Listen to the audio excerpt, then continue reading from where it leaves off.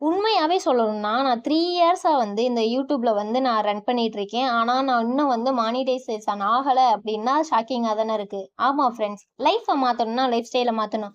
Restart your life day 25 friends.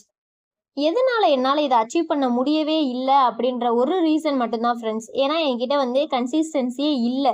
ஏன்னா college படிச்சுட்டு இருக்கும்போதே நான் இத பார்த்தனால, காலேஜ் ஒர்க்கு பிளஸ் வந்து சேல்ஸ் இத மட்டுமே பார்த்தனால, என்னால வந்து YouTubeல அச்சீவ் பண்ணவே முடியல.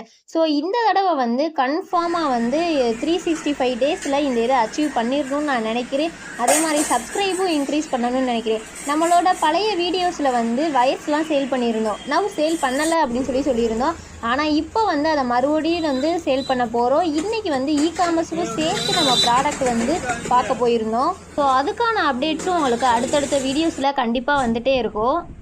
ஆனா உண்மைய சொல்லப்போனா எனக்கு செம்ம ஷாக்கிங் ஃப்ரெண்ட்ஸ். ஏன் அப்படின்னா, நம்ம ஆன்லைன்ல பார்க்குறத விட நேர்ல பார்க்குறது கம்மியா இருக்கும் அப்படின்னு சொல்லுவாங்க.